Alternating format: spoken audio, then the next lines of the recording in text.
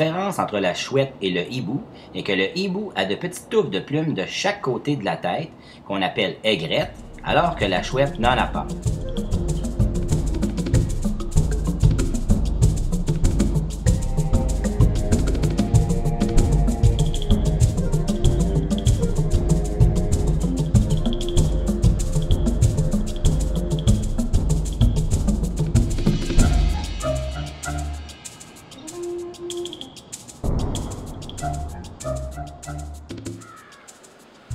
La chouette rayée fréquente les forêts mixtes matures dans lesquelles elle peut trouver des cavités favorables à l'emplacement de son nid.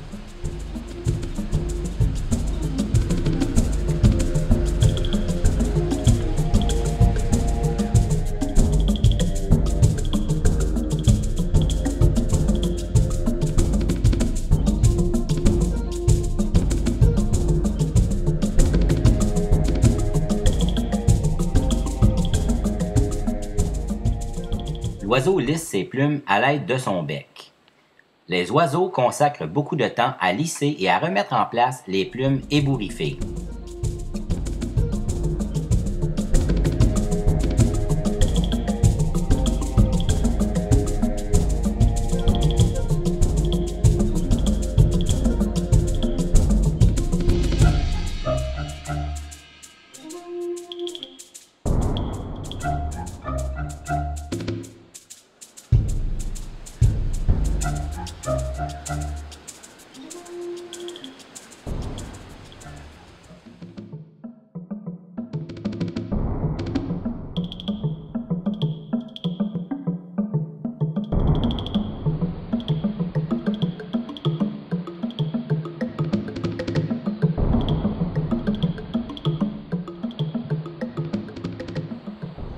Le grand-duc d'Amérique est le plus grand des rapaces nocturnes d'Amérique du Nord.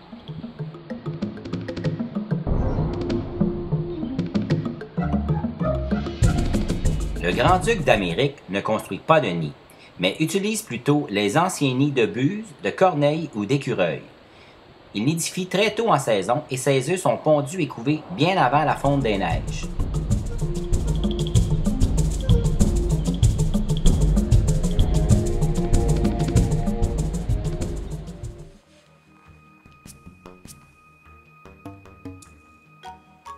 Les plumes sont les revêtements corporels les plus complexes, les plus chauds et les plus décoratifs du monde animal.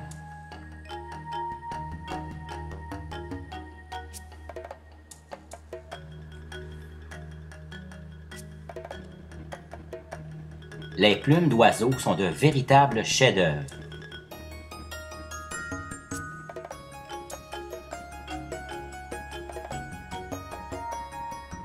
Elle comprend un rachis central sur lequel prend appui une série de barbes.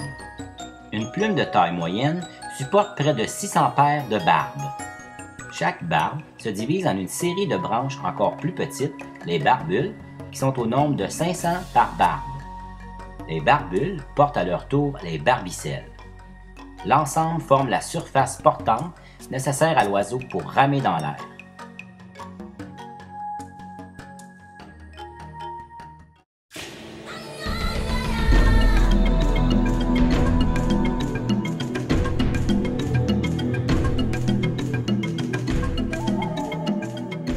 Cet oiseau est la plus grande chouette de l'Amérique du Nord. Son plumage est duveteux et de couleur grisâtre.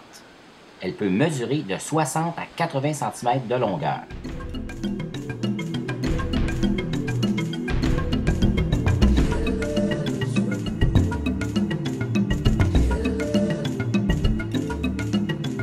Elle a un disque facial très grand et des yeux jaunes.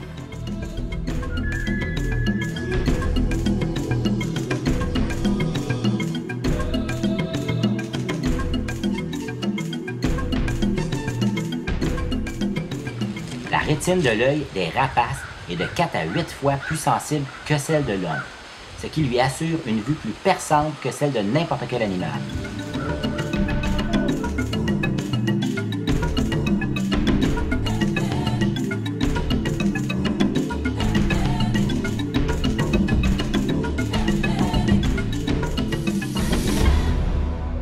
Les rapaces possèdent possèdent des pattes très puissantes avec de longues griffes recourbées pour saisir et tuer leur proie.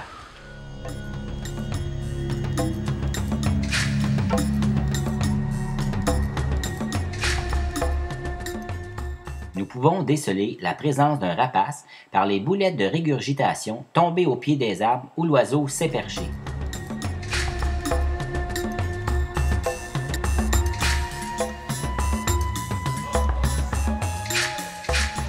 Ce sont des boules recrachées par les oiseaux de proie.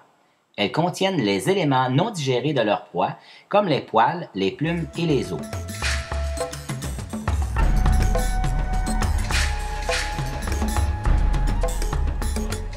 L'analyse des ossements permet de connaître le régime alimentaire de l'oiseau.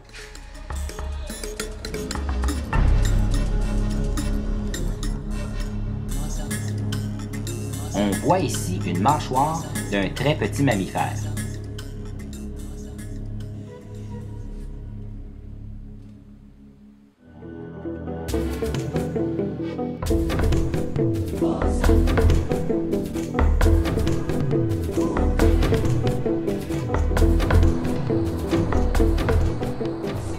Le petit-duc maculé habite dans les forêts éclaircies, les vergers et les boisés près des villes.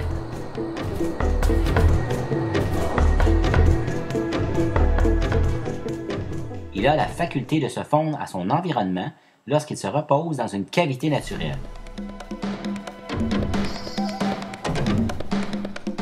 Son plumage imite à merveille l'écorce des arbres, ce qui lui permet de passer inaperçu. Il se nourrit de souris, d'insectes, d'amphibiens, de reptiles et d'oiseaux.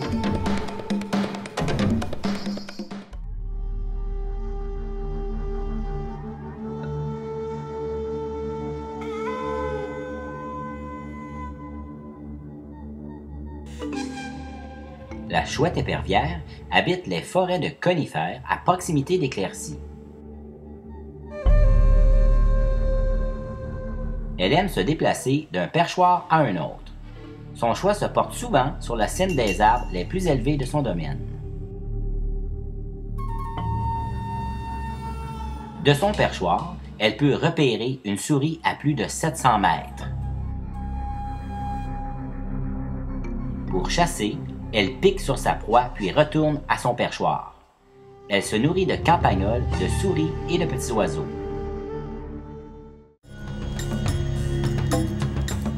Le harfang des neiges est parfaitement adapté aux rigueurs de l'hiver nordique. Il est très bien protégé par une épaisse couche de duvet qui lui permet de garder la température de son corps aux alentours de 40 Celsius alors qu'il fait moins 40 Celsius dehors. Il niche dans la toundra de l'Arctique et il hiverne en nombre variable selon les années, plus au sud.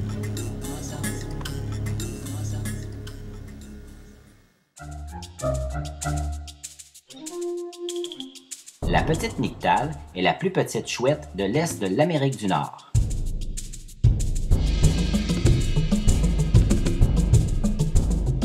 Elle est active durant la nuit et passe ses journées à se reposer, perchée sur un arbre.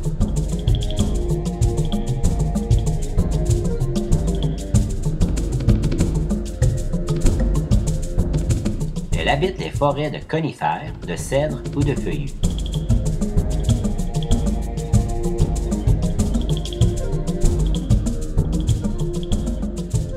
Bien qu'elle ressemble à la petite nyctale, la nyctale de Tengman est plus grande et possède un bec plus pâle.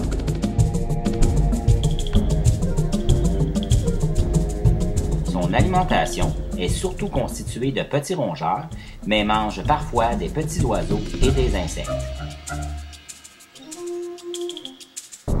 Elle niche dans un arbre creux ou un vieux trou de pic-bois. On la retrouve surtout dans les forêts mixtes conifériennes boréales.